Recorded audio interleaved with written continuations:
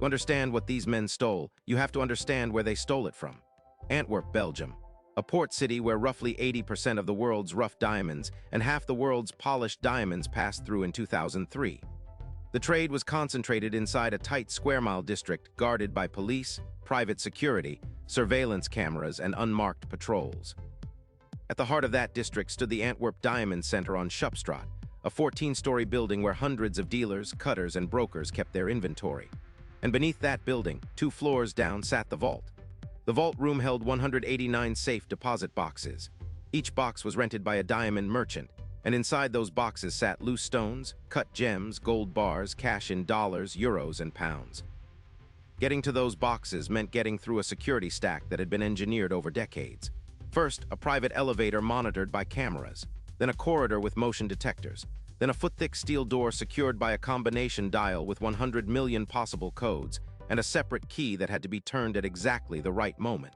Then a magnetic sensor on the door itself, then a heat sensor and a light sensor inside the vault. Then a Doppler radar system that would detect movement, then a seismic sensor bolted into the floor, then a keypad requiring a separate access code, and finally the individual safe deposit boxes, each with its own lock, 10 layers. The engineers who built it said in writing that defeating all 10 simultaneously was mathematically impossible. Insurers agreed. Merchants stored the finest inventory of their careers behind that door and slept easy. They should not have. In 2000, a well-dressed Italian man named Leonardo Notarbartolo walked into the Antwerp Diamond Center and rented an office. He carried business cards that said he was a diamond broker from Turin. He had a warm smile, decent French, and a way of putting people at ease. Over the next 3 years, he became a familiar face in the district. He paid his rent on time. He bought stones. He sold stones. He rented one of the 189 safe deposit boxes downstairs, box 149, and used it exactly the way a merchant would. But Notarbartolo was not a diamond broker.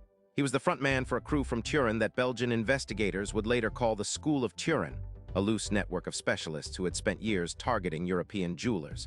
His job from day one was not to trade diamonds. It was to study the vault.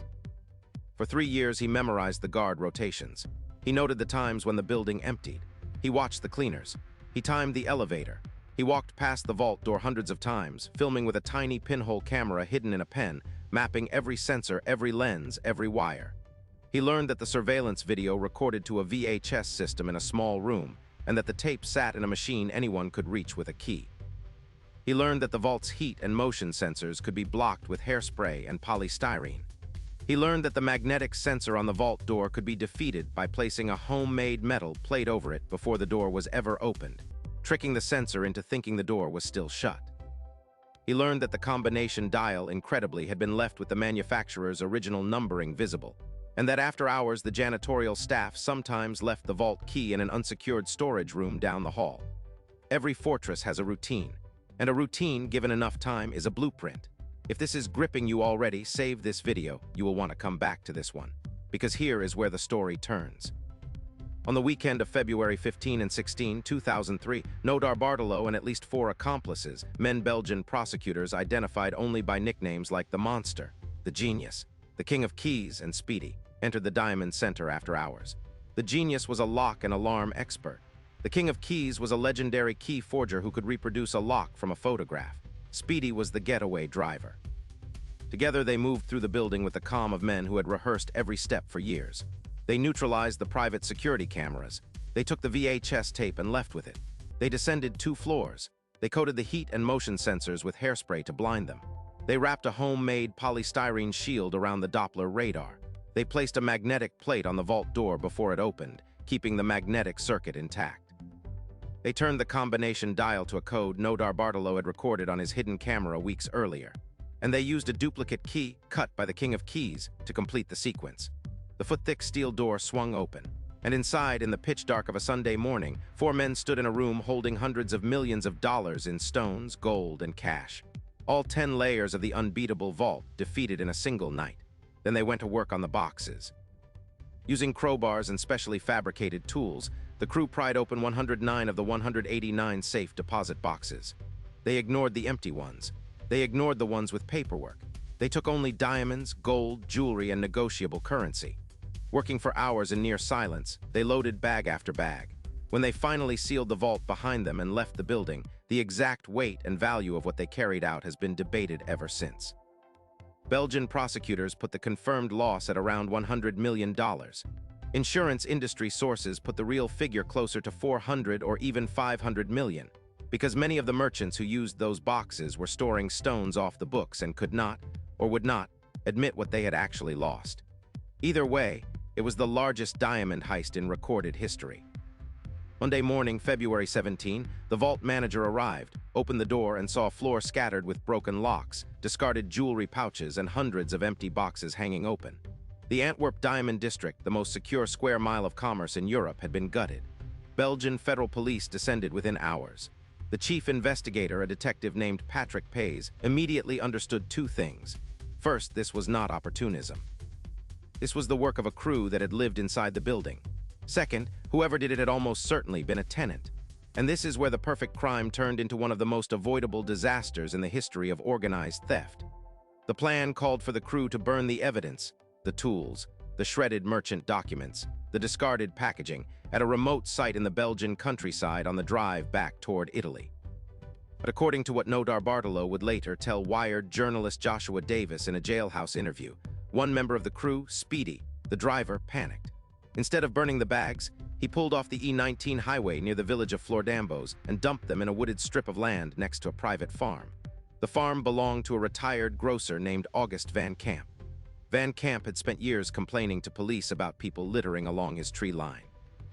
On the morning of February 17, walking his property, he noticed fresh trash bags. Furious, he opened one. Inside, he found envelopes stamped with the address of the Antwerp Diamond Center, videotapes, half-eaten Italian salami, a receipt from a shop in Turin, and a business card belonging to Leonardo Nobel. Van Camp called the police. Within 48 hours of the heist, investigators had a name, an address, an inventory of tools, and physical DNA evidence linking the crime directly to the crew. The vault, the engineers said, could not be beaten had been beaten, and the criminals who beat it had been undone by a bag of garbage. Leonardo Nobel was arrested in Italy days later. Belgian prosecutors extradited him and in 2005 tried him in Antwerp. He was convicted of orchestrating the heist and sentenced to 10 years in prison. 3 other members of the crew, identified in court as Ferdinando Fanato, Elio Donorio, and Pietro Tavano, were convicted in absentia and received sentences of 5 to 7 years. The King of Keys was never definitively identified, but here is where the story becomes something stranger than a caper. Almost none of the diamonds were ever recovered. Belgian police found approximately 20% of the stolen goods in raids in Italy. The rest, tens of millions of dollars in rough and polished stones, vanished into the global gray market. Diamonds are the most anonymous asset on Earth. Once loose stones are separated from their certificates, they cannot be identified. They can be recut, resold, or sat on for decades until the heat dies down. The vault had been designed to protect against theft. Nothing in the district was designed for what came after. Nobel served roughly 6 years before being paroled. He returned to Italy, and in 2009 he sat down with Wired magazine and told a version of the story that has haunted investigators ever since. He claimed the entire heist had been commissioned by a wealthy Jewish diamond dealer who wanted to defraud his own insurance company by having his box emptied, and then filing a claim on stones that had actually already been moved. Nobel said his crew had been paid a fee, and that most of the diamonds in the vault had been fakes planted for the insurance claim. Belgian investigators dismissed the story as self-serving nonsense designed to reduce the moral weight of the crime and confuse pending civil suits. But even they admitted they could not fully account for what had been taken, what had been recovered, and what had been staged. The truth of what really left that vault on February 16, 2003 may never be known. The diamonds are gone. The insurance was paid. And the men who cracked the unbeatable vault, with the possible exception of one nameless locksmith, are all free. The Antwerp Diamond Center rebuilt its vault. The new one, industry sources say, has 15 layers of security instead of 10. Insurers stopped calling any vault unbeatable, and every security engineer in Europe learned the same lesson the janitors, the guards, and the merchants of Shupstraat had refused to learn for decades. The weakest layer in any fortress is not the door. It is the routine of the people who walk through it every day. CTA 1213 Min. If a story like this is why you clicked, do me one small favor. Subscribe and hit the bell icon. A new true money story every week, from bank frauds to boardroom coups to heists that rewrote the rulebook. Drop in the comments. Would you have spotted Nodar Bartolo in that hallway 3 years before the heist, and would you have said a word? Outro 1315 Min. The Antwerp heist is not really a story about diamonds. It is a story about certainty. About what happens when an institution believes its own marketing, that a system is unbeatable, that no one would dare, that 10 locks are always better than one. Every empire that has ever fallen fell the same way, not through the front door, through the routine that nobody thought to change. Leonardo Nodar Bartolo did not outthink the vault, he outweighted it. And in the end, the most valuable asset in that whole building was not the diamonds behind the door. It was the 3 years of patience it took to notice where the guards looked and where they did not. If this one hit, my next video will stun you, the story of the London Hatton Garden safe deposit raid, where a crew of retired career criminals, the youngest of them 58 years old, drilled through a 2-foot concrete wall in one of the wealthiest jewelry districts on Earth and walked out with more than $200 million. Wait until you hear how they got caught. See you there. On the weekend of February 15, 2003, an Italian crew led by Leonardo Nodar Bartolo defeated 10 independent layers of security inside the Antwerp Diamond Center, a vault the engineers called unbeatable, and walked out with more than $100 million in diamonds, gold, and cash. It remains the largest diamond heist in recorded history. This is the true story of how they did it. The 3 years Nodar Bartolo spent renting an office in the building to memorize every guard, every camera, and every sensor. The Doppler radar defeated with polystyrene. The magnetic door sensor tricked with a homemade metal plate. The combination lock filmed with a hidden pen camera. The duplicate key cut by the legendary forger known only as the King of Keys. And the single mistake, a bag of trash dumped on the wrong farmer's land that unraveled the perfect crime within 48 hours. Featuring the roles of Ferdinando Finato, Elio D'Onorio, Pietro Tavano, retired farmer August Van Camp, and Belgian detective Patrick Pays. 00. The unbeatable Vault 00. 30 inside the Fortress of Antwerp 03. 00 the diamond merchant who was not 106. 00 the bag on the side of the road 09. 00 the diamonds that never came back 12. 00 subscribe for more money stories 13. 00 the lesson every empire forgets.